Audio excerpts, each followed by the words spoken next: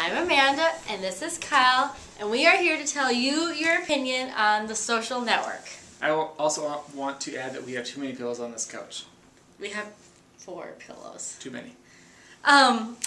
The Social Network is the story of the creation of Facebook, and it revolves around the head creator, whose name is Mark Zuckerberg, and his pal, Eduardo Saverin. Yeah, and basically it's a story of Mark Zuckerberg creating Facebook and screwing his friends.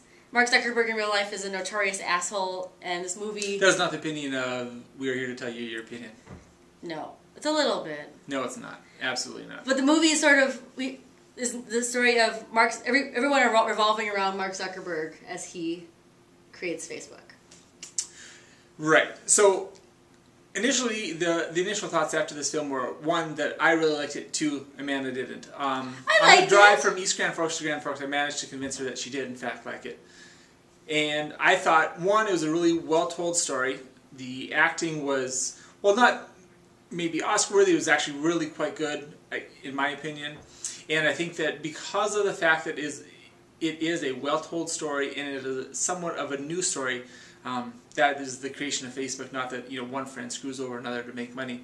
I think that because it is that well-told story, I think it stands out amongst the current crop of movies, which have, I guess you could say, have been slipping a little bit in terms of quality lately.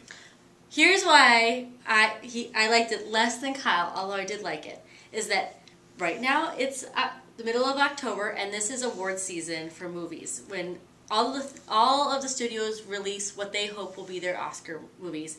And it's like big time gossip, it's been going on for months now, that all of the actors in this movie were going to be put up for all the Best Actor nominations. And so when I went to this movie, I knew that they thought this was going to be an Oscar-winning movie. And while I thought the storyline was great, the writing was great, the directing was great, the acting was what it was, I don't think that any of the acting was worth it to make it like the world's great, to make it like a Best Actor nominee. Like, for example, Jesse Eisenberg, who we both loved in Zombieland, and he was really good in this movie, he plays an asshole. So, like, here's me playing an asshole. Today, I bought a candy bar, and I ate the entire thing, and I didn't share any with you. Right. Bam! Asshole. Amanda has a tendency to run out of sentences. I'm going to have to cut her off because this is a give and take, and this is all give.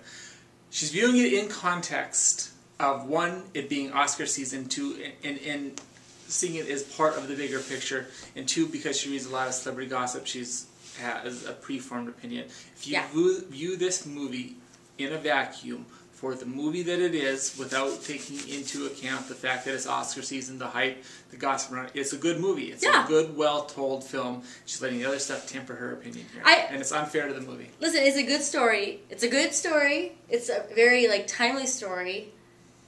The directing is really cool the way it goes. There aren't any scenes where you think, this is dumb. This is a waste of time. Justin Timberlake's an overactor, but whatever. I just didn't, he's right. I let my opinion of the fact that I knew that they were pushing this to be an award-winning movie temper the fact that it is a good movie. It would have been a better movie in July. I think you can't look at it that way. Not everyone's going to see this movie in the theater. People are going to be watching on video for the first time. I think you got to just view it for the movie that it is at the time that you watched it. And in that case, it is a very good movie. It's a well-told story.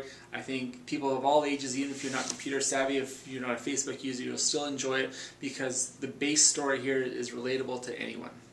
Yeah.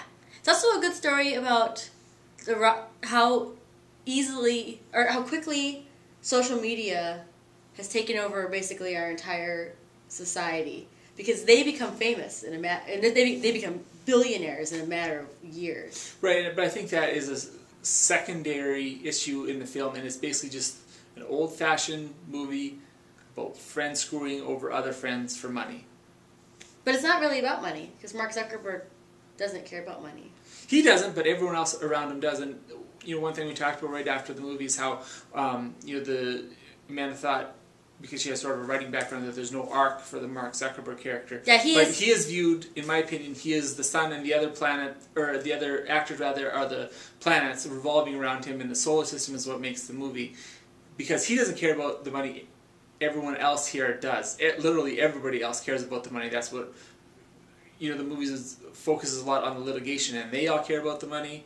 And so the money is still very important, despite the fact that he doesn't. But I think there are two twins. What are their names? Winklevoss. The Winklevoss twins. The story, in reality, is that the Winklevoss twins and then this other guy at Harvard approached Mark Zuckerberg to create a website they called Harvard Connect or Connect You or something Harvard like Connection. that. And instead, he turned it into Facebook. And I think they were less interested in the money and more interested in the power.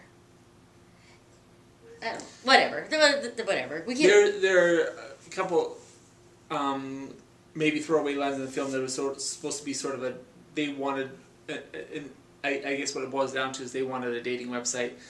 I think they wanted the money. If they just wanted the power, they would have, they're Olympic athletes. They have plenty of power and influence. Everybody wants the money. I looked them up. Oh, by the way, I looked them up. The movie is very... I looked everybody up. It's very polite to the current people. Everybody is much more attractive in the movie than they are in film. That's happening all. We're getting away from the point here. The point is, it's a good movie. Anyone will like it. You should go see it. This is not a very timely review, being that it has been out for a while. However, if you haven't seen it, or if you want to see it again, I highly recommend it. Yeah. Even though she doesn't. I recommend it. I liked it. In this age of social media, people don't have enough attention spans and likely turned this off a long time ago, but if you didn't, it's over. There's a shout out to Be You in it. Yay, Be You.